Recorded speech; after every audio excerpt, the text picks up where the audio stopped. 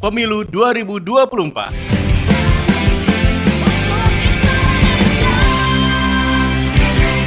Assalamualaikum, selamat sore pendengar Pro 1 RRI Medan 94,3 FM dan juga pemirsa kanal YouTube kami RRI Net Medan. Bagaimana kabar Anda sore hari ini?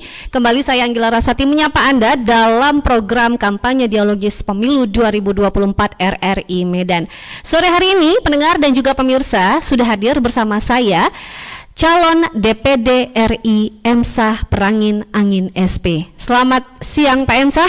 Selamat siang. Selamat sore Pak Emsah. Selamat sore Mbak. Iya, tuh kan karena saya di sebelah Bapak jadi berasa kayak siang aja padahal kan udah sore ya Pak ya.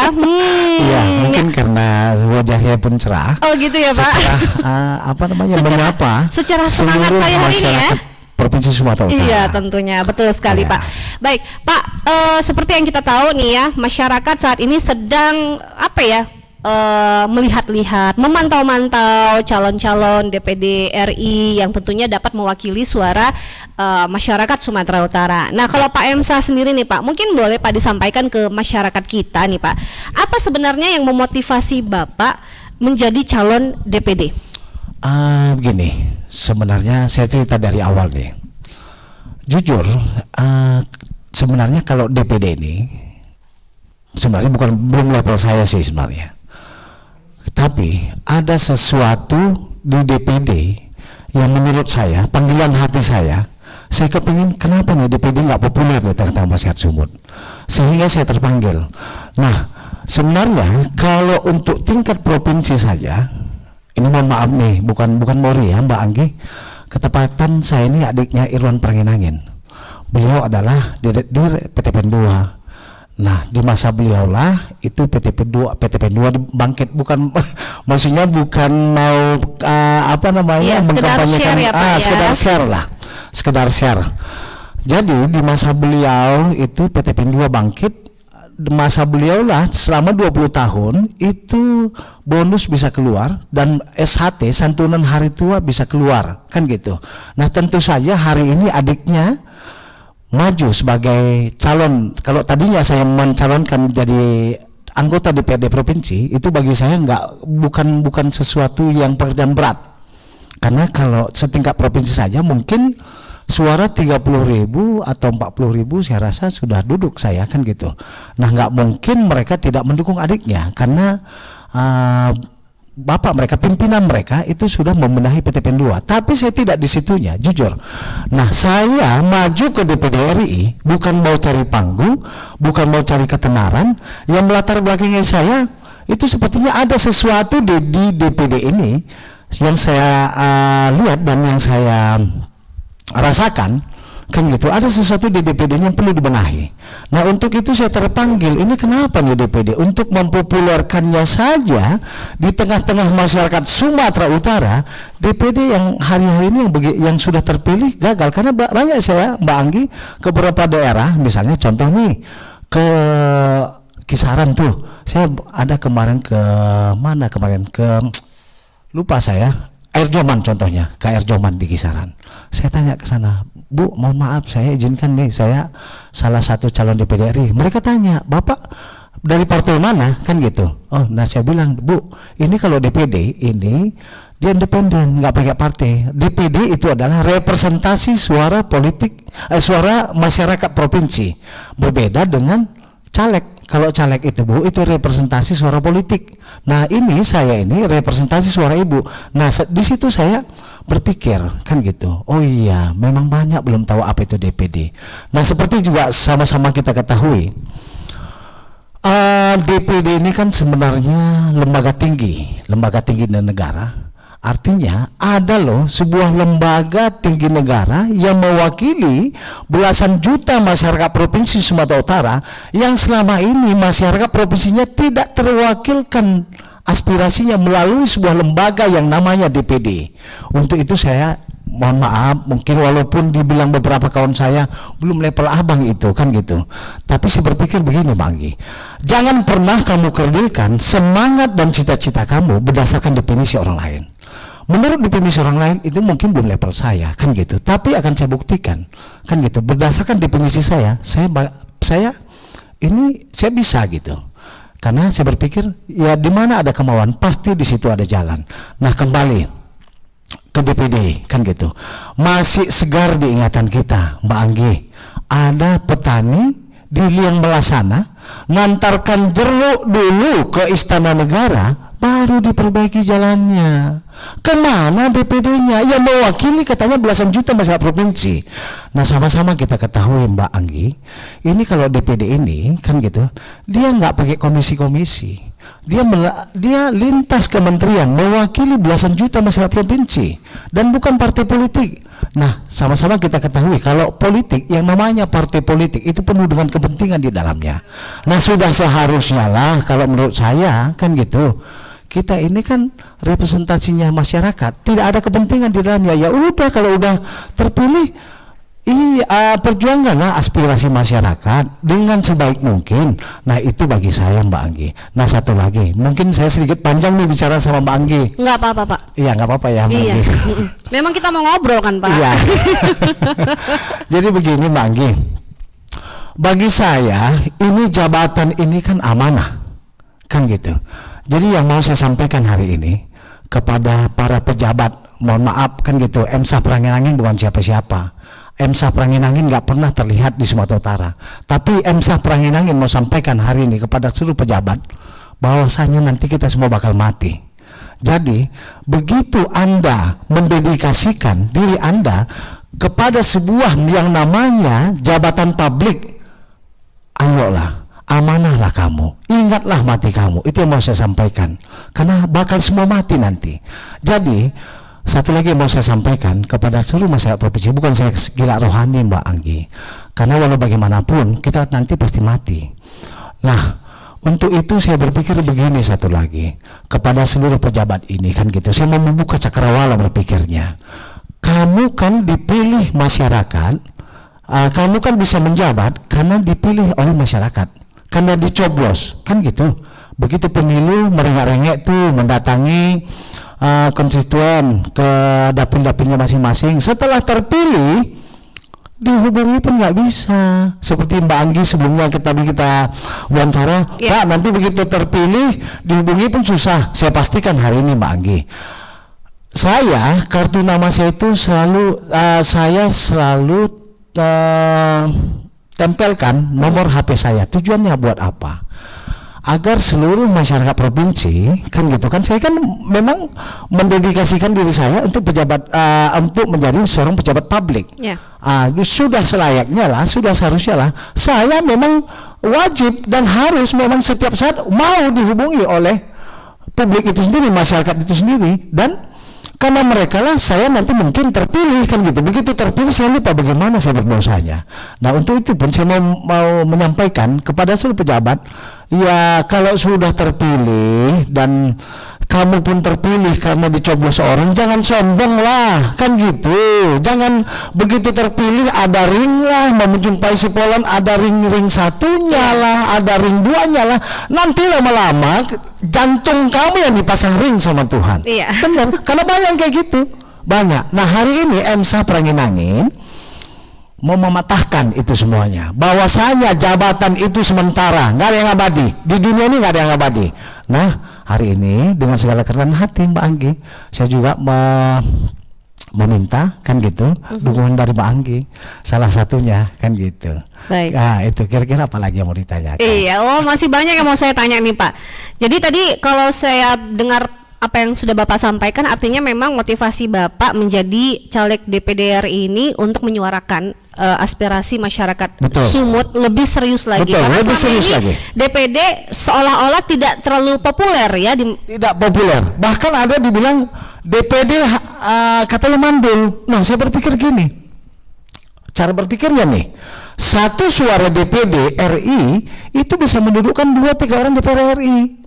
Artinya ya kalau secara akal berpikir kita, walaupun mungkin ada beberapa tugas dan kewenangan DPD ini berbeda sedikit dengan DPR RI, karena sama-sama kita ketahui DPD RI tidak mempunyai kewenangan untuk anggaran. Selebih itu sama dengan DPR RI.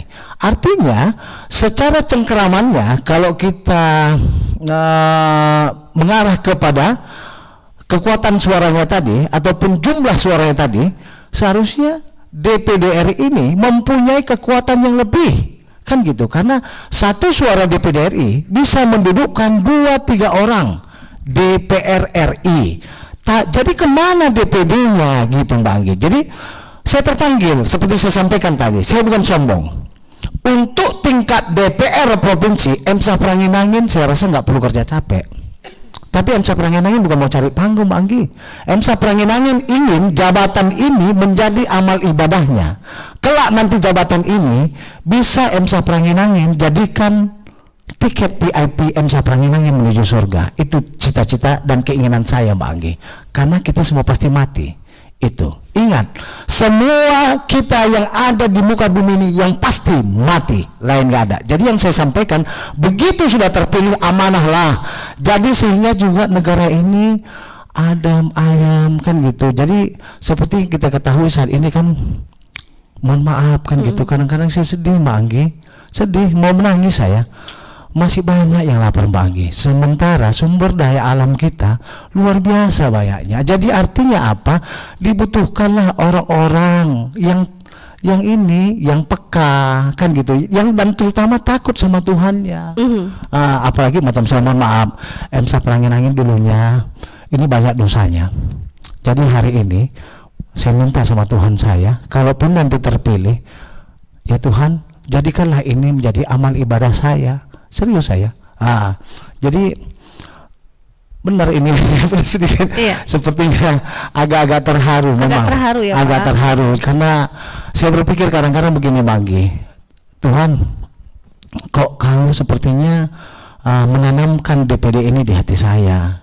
Ini kan belum bagian saya kan gitu. Tapi sepertinya Tuhan bilang nggak apa-apa, aku di belakangmu gitu. Dan hari-hari ini memang dengan segala keterbatasan saya kan gitu, Tuhan selalu mendampingi saya. Pun nanti saya terpilih, saya akan komitmen untuk itu Mbak Anggi.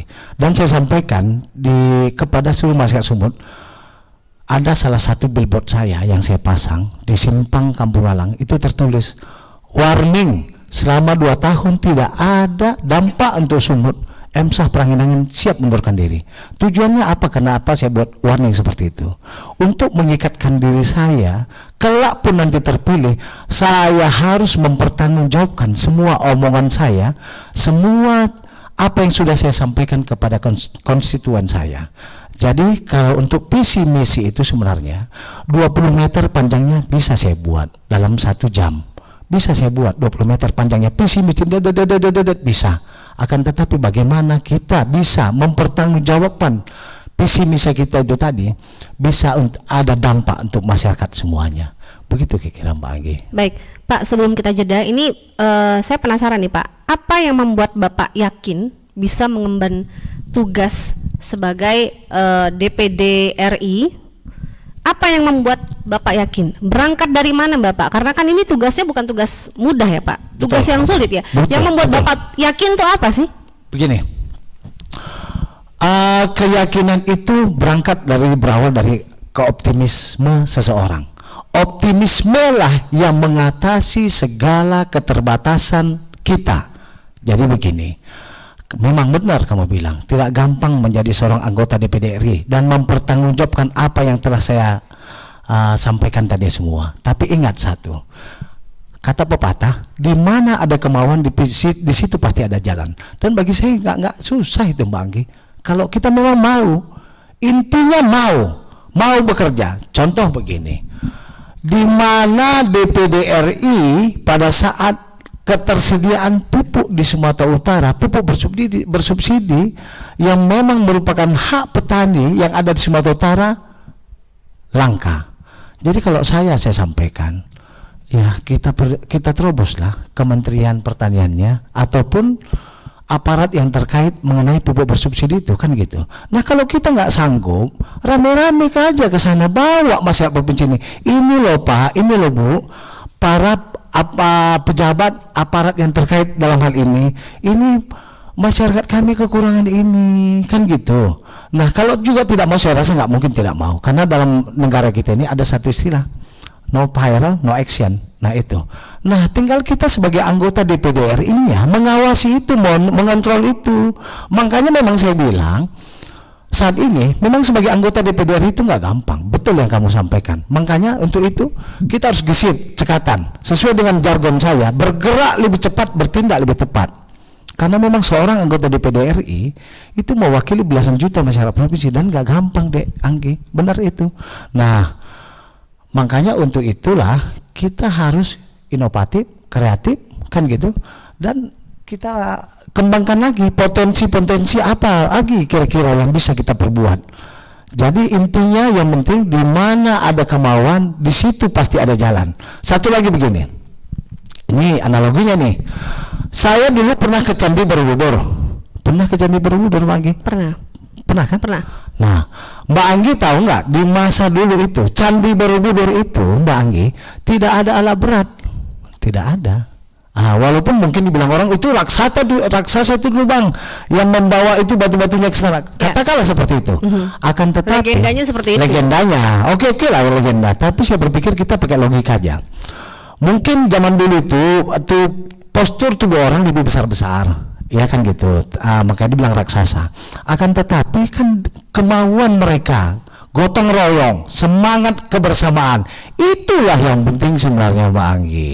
Kan gitu, apapun persoalan di negara ini, apabila ada kebersamaan kita, rasa gotong royong, rasa semangat kebersamaan, mudah-mudahan, apalagi kalau kita ingat sama Tuhan kita, nggak ada yang mustahil, Manggi.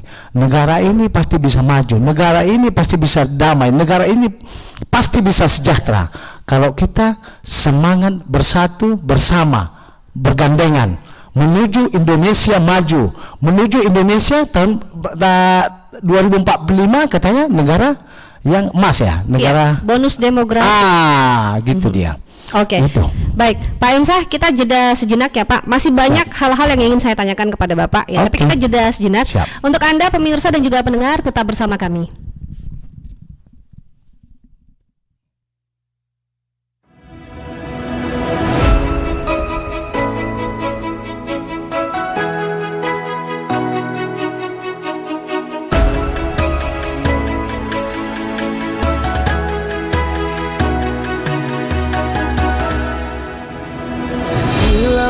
Di samudra terbentang khatulistiwa, di situ ku ada bersamamu saudara. Beragam warna kita, suku tak selalu sama. Kau aku Indonesia yang disatukan karena cinta. Karena kita Indonesia, jangan pernah terpecah belah. Walau kita berbeda, walau kita tak sama, tetaplah satu kita, kita Indonesia sesungguhnya.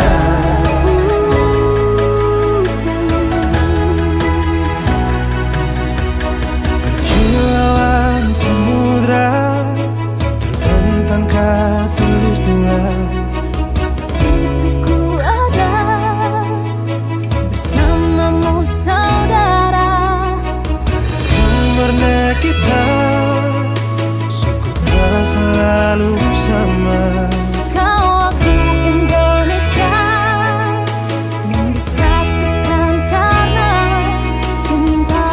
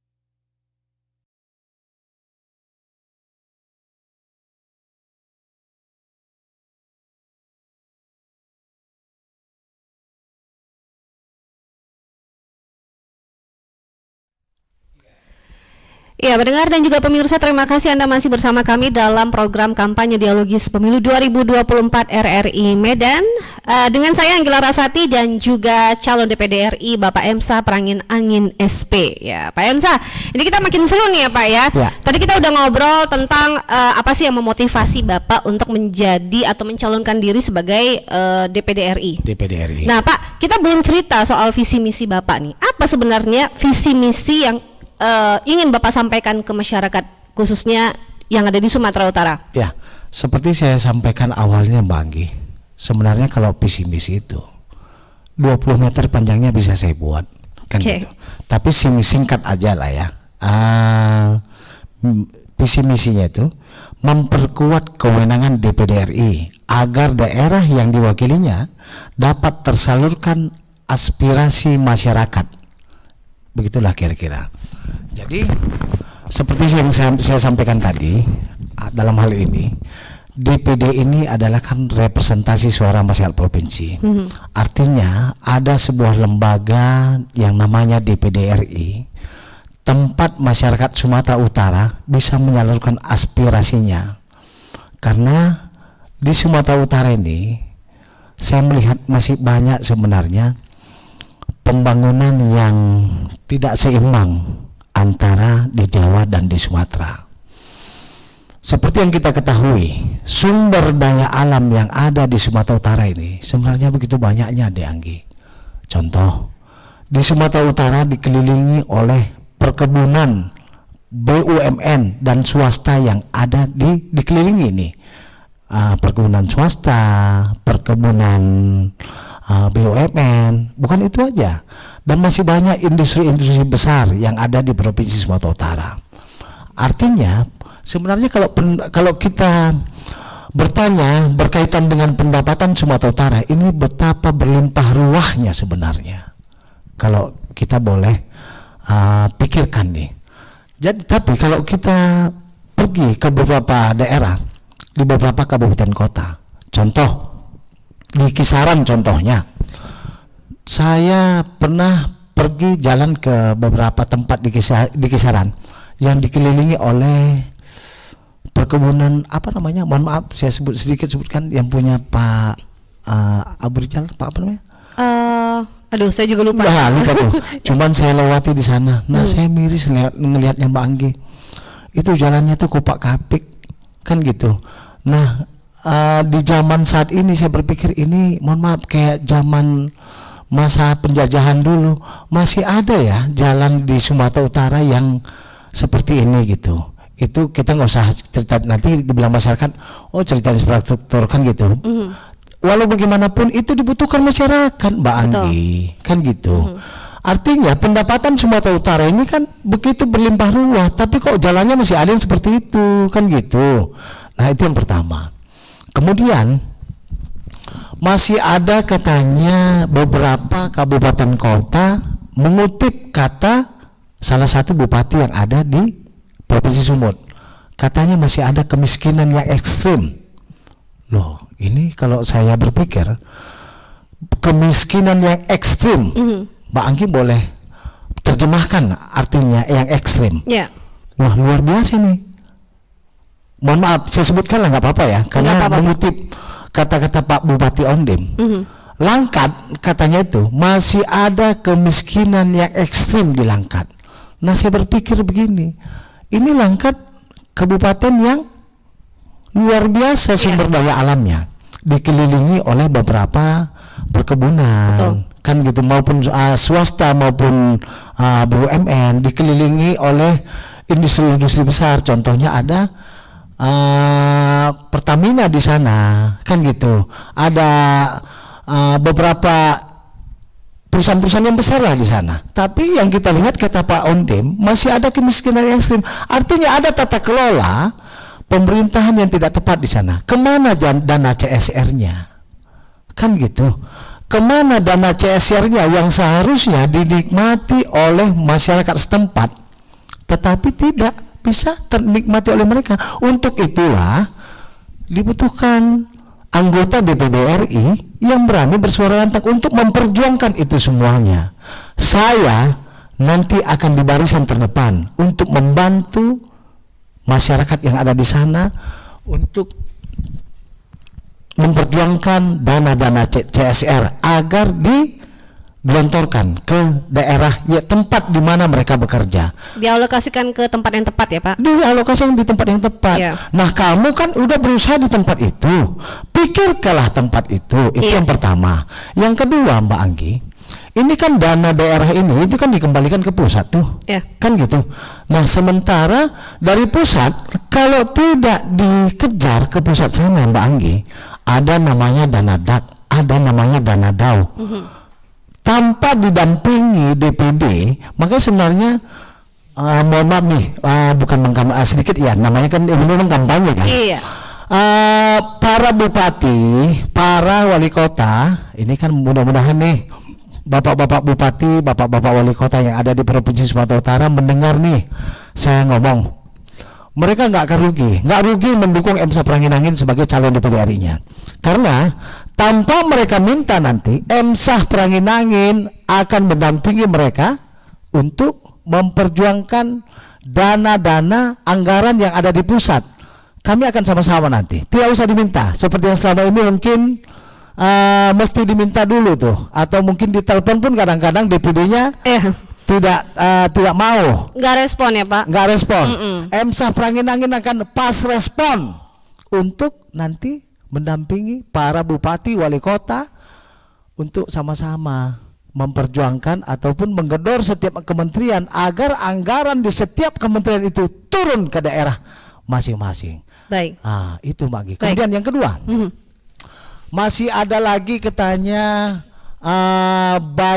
anak-anak stunting di Provinsi Sumut ini. Jadi saya miris Mbak Anggi.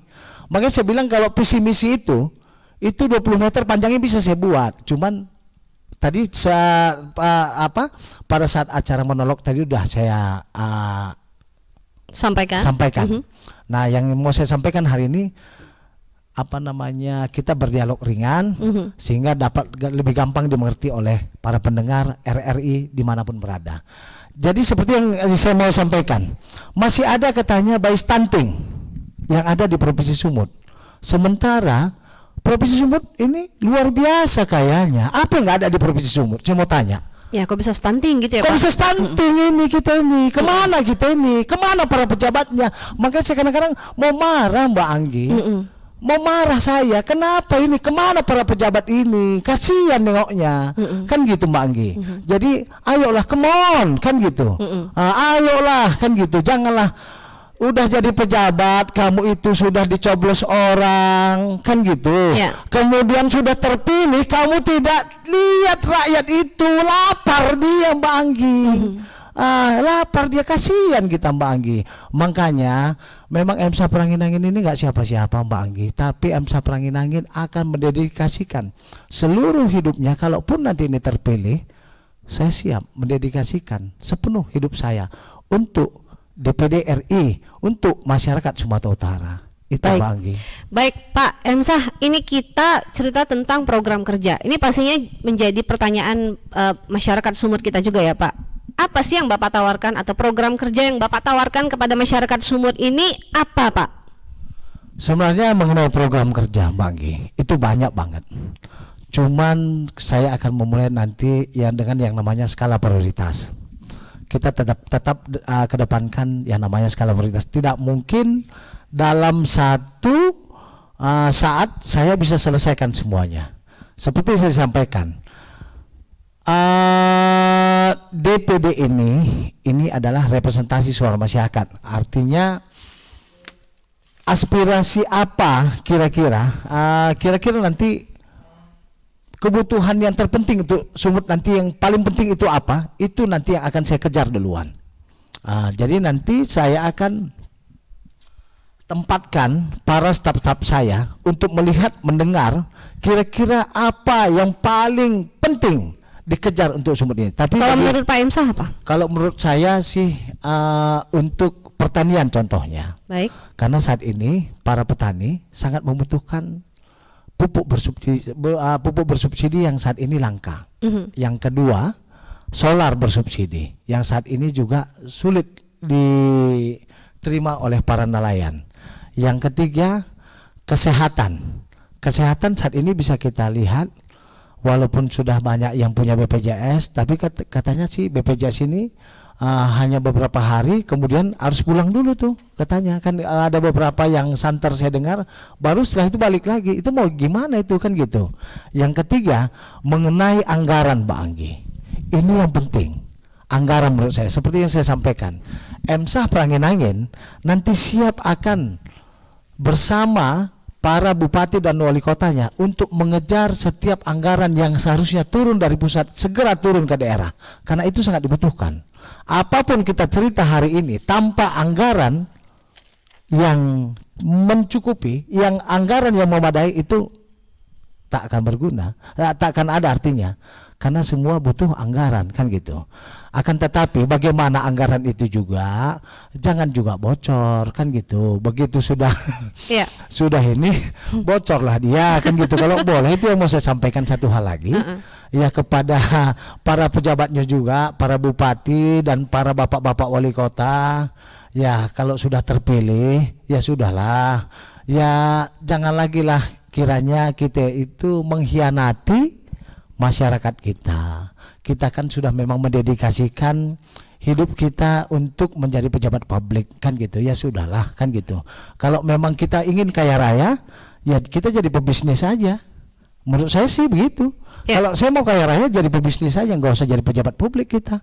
Kalau jadi pejabat publik kan memang sudah ada ininya, aturannya gaji sekian, tunjangan sekian kan gitu. Kalau kira-kira berlebih, bagikan ke masyarakat. Paling tidak kita ini seluruh waktu kita ya kita dedikasikan untuk masyarakat. Jangan lagi misalnya kita itu udahlah, kita kan udah diberikan gaji, setelah itu kita cawe-cawe lagi, itu maksud saya Mbak Anggi. Oke, paling enak Pak kalau misalnya udah punya bisnis, jadi duduk lagi Pak, ya kan, jadi pejabat lagi Pak. Lebih enak lagi Pak, udah jadi pengusaha jadi pejabat ya.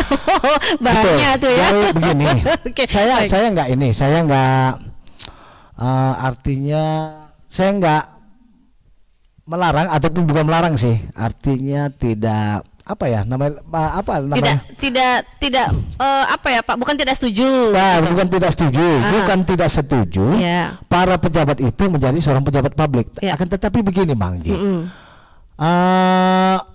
business is business, ya kan. Jadi kalau kita mau bicara jadi pejabat publik kan gitu. Jadi kalau kita satukan antara kita sudah jadi pebisnis kemudian jadi pejabat publik, nanti saya berpikir nih, jangan-jangan nantinya kalau kita sudah jadi pejabat publik kemudian kita jadi pebisnis lagi, jangan-jangan nanti jadi tanda kutip hanya untuk menjaga bisnis kita kan gitu. Karena banyak nih seperti itu tuh sekarang ini.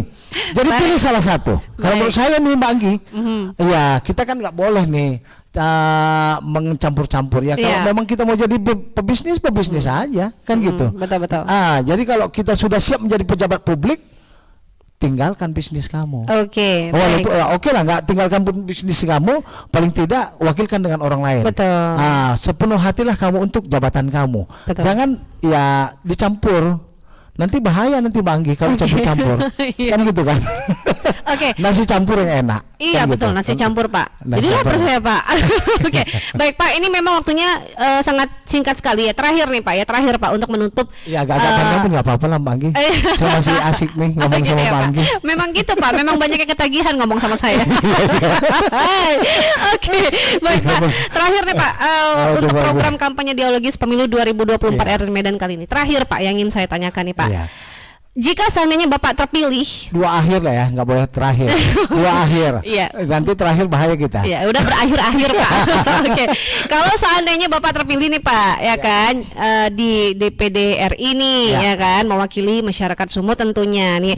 Kita pengen tahu nih Pak, apa rencana kerja Bapak atau program kerja Bapak yang akan prioritas Bapak lakukan di 1 tahun pertama?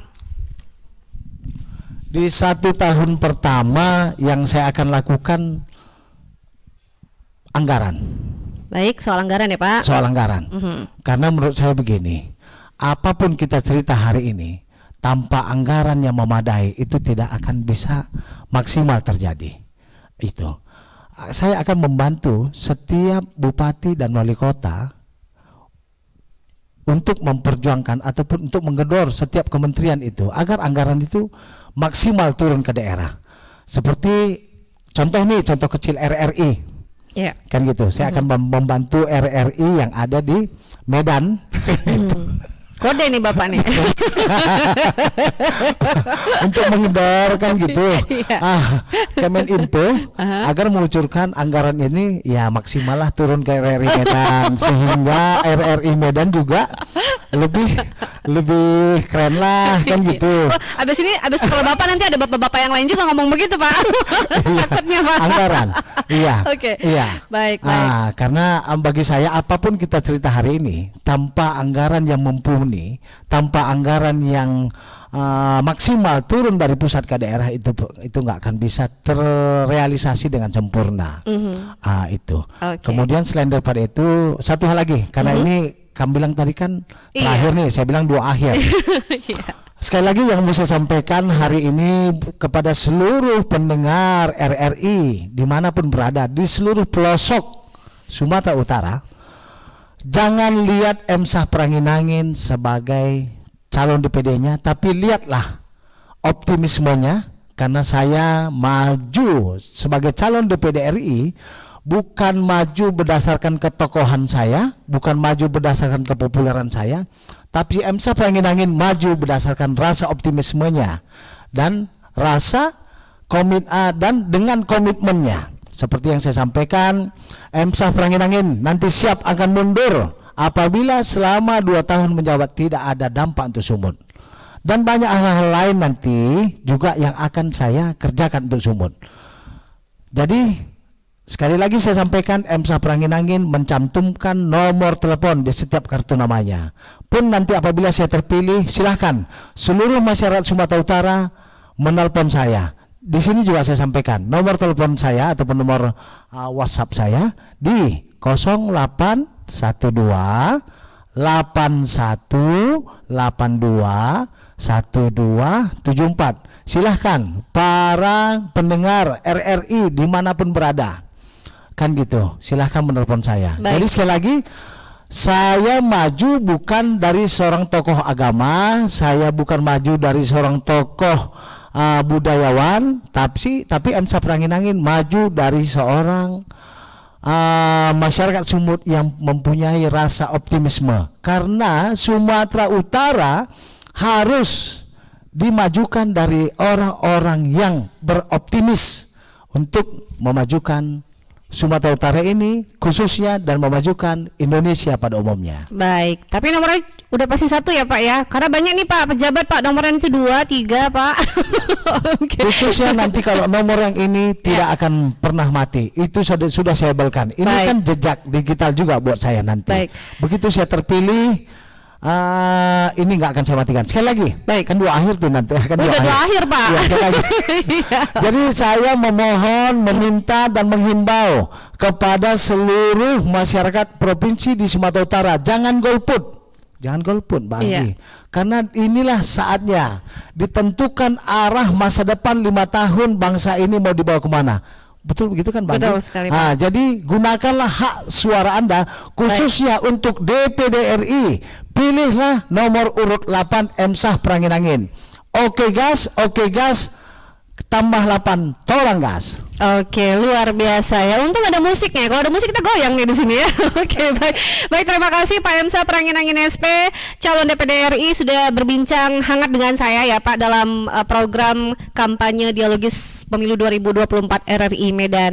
Di lain kesempatan kita akan berdiskusi kembali ya Pak Emsah ya. Baik, Sehat selalu ya Pak. Begitu juga Bapak Banggi, dan juga keluarga. maju terus RRI Pro 1 FM. Iya, terima kasih Bapak dan juga pendengar, pemirsa, demikian Ya, terima kasih pendengar semua. program khusus pemilu kita kali ini. Kita akan ketemu dalam program kampanye dialogis Pemilu 2024 RRI Medan lainnya. Saya Anggila Rasati pamit undur diri. Wassalamualaikum warahmatullahi wabarakatuh. Waalaikumsalam warahmatullahi wabarakatuh. Baru saja Anda ikuti Dialog Pemilu 2024.